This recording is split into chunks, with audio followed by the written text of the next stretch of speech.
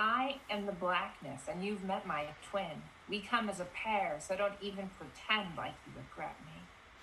He puts the shine in your pupils, the pogo in your step, grants you pure exhilaration as you bounce up, only ever up, until there's me, like clockwork with my steepled fingers.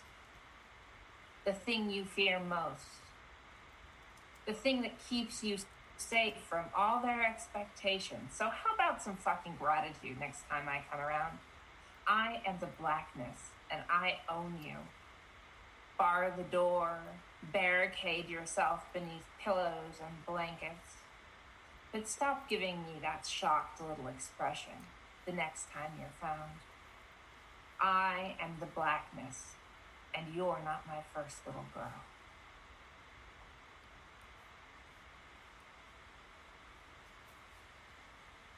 And, okay, thank you guys. Claiming what cannot be owned. Pounding out primal beats, I am thrown back to when humans walked among the stars. When children crested on their backs just to press their hearts a little closer to the infinite. I remember when I first saw the Milky Way, its consuming sweep across the sky. I couldn't try to name it, 8 years old at camp. I couldn't imagine anything in the presence of the eternal. 10 years later, in the arms of a boy who I thought a man, we shivered on the stale sand of the beach and drew our own constellations. I tried to remember one or two of the classics, the ones that I had been taught over time. But we were fond of the pizza constellation and of the Spuds MacKenzie dog.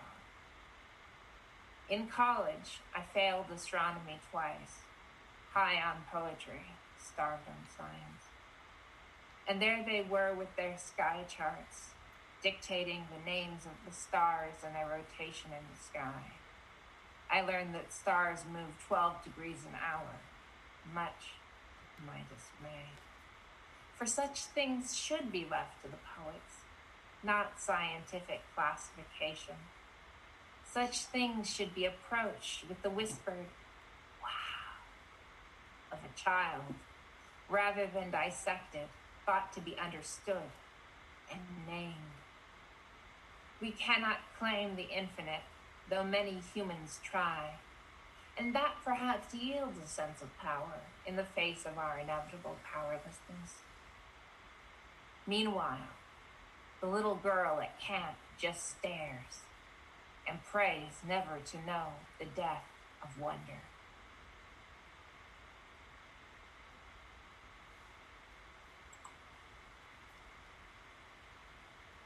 Evergreen. Little one, with your fingers so brief around my pinky, skin more tender than rose petals, eyes blue, just like your grandmother's, just like mine.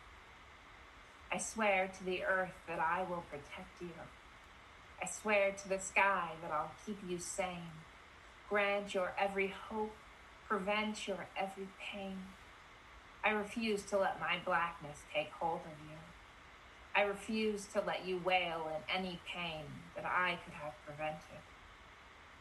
And so I stretch my womb again, wrap your writhing legs inside my fists and push you back into the darkness that I can control, back into the swell of my belly, into that early peace. I was not made to be a mother, and there's no wayward school for me. No one to unteach me, no way to unlearn this pain, which is all that I have to bequeath you. Be my baby unborn. Sit forever on your throne, and I will protect you there. Feed you what you crave without question. Stroke you, sing to you, and save you from living. I was made to mother the unborn, made for perfection's eve. I refuse to pass on the poison that lives in my blood, the blackness that dwells inside of me. I'll take you back to the moment of conception, backs bent, balls tight, quivering thighs akimbo, as he arrived in me, as we combined to become what you became, angel. Now, I would pack away his seed and let my hopeful womb bleed free, rather than permitting the crescendo of your tears as you are faced with your own black dog days. I swore to the earth that I would protect you, swore to the sky that I'd keep you sane. And so, release my pinky with your rose-hip fingers. And so, resow my water powers of the earth. And so, dear lover mine, reserve your seed. For the only fertile ground within me is in my head, in my pen, where she waits for me, perfect and unnamed, where she waits for me, evergreen.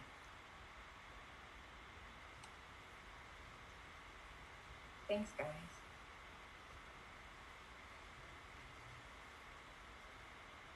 Signifying nothing. I am wandering the halls of my childhood home, knocking on doors and spewing words, constant jabber, signifying nothing. The sound of my steel-toed boots scuffle along the plush carpet. I've got to protect myself this time. I'm wandering the halls of my childhood home and finding it strangely vacant of thought, of words, of family. Just an echo, just the pale sound of my breath. I beat some ideas into the walls, but none of them stick. I try to paint my bedroom with flowers, but they all fall to the floor. I scrape my nails into the paint and drag, but no scars are made.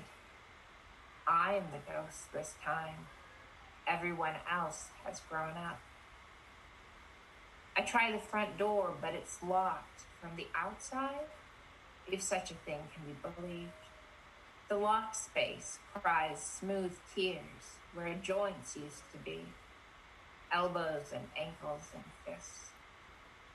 The back door, same story, and the yard mocks me with its delight. Even the doggone dog is gone. I'm wandering the halls of my childhood home, realizing that I am the only one who has been here for years.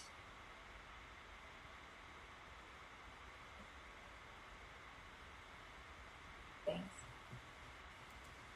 A good day. Today was a good day.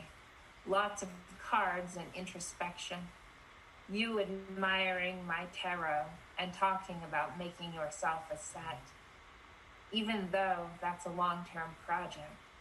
Even though yesterday you seemed so ready to float off into the ether. Today the cards say no, and I can see that you believe them. I've always believed in you when you get that determined gleam in your eye. Today is a good day, a day of hope. We laugh and talk about empresses, hermits, and the Ace of Swords. They all preach, they all reach out into your future. They all preach growth and rebirth. A butterfly's wings stretched over the skeleton's hip bones. And there's so much change and life in the cards. So you joke at first that they've got the wrong man.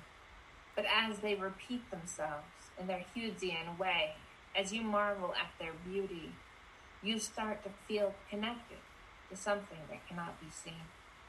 Your chest begins to puff as you chortle. You say, I love this. This feels so good. That undertone in your eye, like you're staring into the distance to a place where your future self is standing. I've missed that lately. Feared you'd lost that yesterday in your resignation. But life has another hand or two for you. Talk of new adventure and reaching into the unknown. It doesn't feel like that except in the tarot sense of rebirth. It is far too full of joy to be an ending. After I left today, my own chest was puffed out a little, inflated with hope that black will remain an accent color in my wardrobe for a little while longer. Long enough, I dare dream that I will forget writing this today.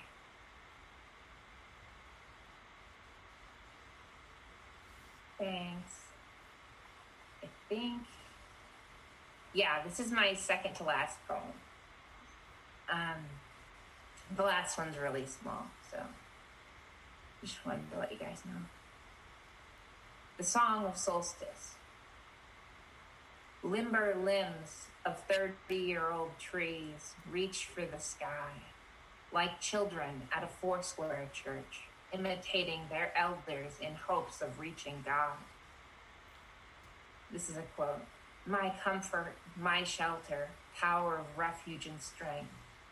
Let every breath, all that I am, never cease to worship you. End quote. I shout to the earth this solstice day, as a murder sweeps across the sunrise, one bird trailing after. Hummingbird streaks past my face and over the man-made rooftops into the blossoming colors of sunrise. Solstice morning overtakes the stars, blesses with light those pockets of creation that rise with the sun.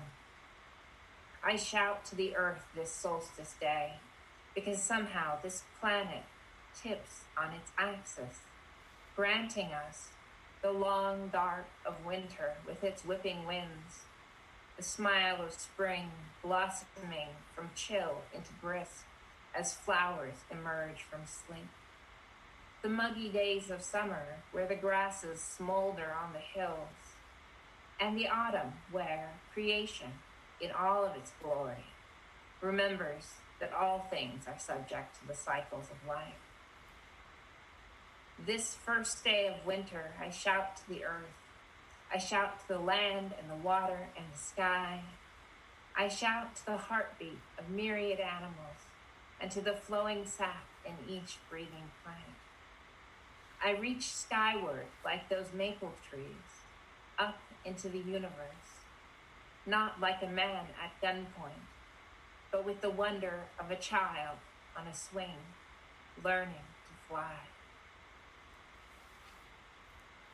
Thanks. And this is my last poem. It's kind of a sister poem to the invocation. This is what works. This is what works. Your heart pumping light through a rusty umbilical cord, stepping out into the shaded and watered grass and letting my toes slip, dip, deep and thick. This is what works. My arrow pointing to you, true north, and yours pointing to me. That abiding satisfaction of being with you that satiates my need. Thanks, guys. I had a lot of fun. Thank you so much, Jennifer. Well, I believe now we're going to open it up to open mic. And we've got a lot of people here. So just by visual, so I can get a visual idea here, just raise your hand if you have something that you'd like to read tonight. Great. So 1, 2, 3, 4, 5, 6, 7, 8. I got about 10 people. Awesome. Raise your hand if you have 2 pieces you want to read tonight. Okay. There we go. Excellent.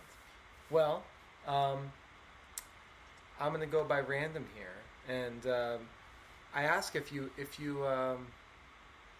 feel so inclined, just put your name in the chat if you would like to read, and just put next to it if you don't want just let me know in advance again if you don't want your audio to be recorded. Otherwise, we are recording.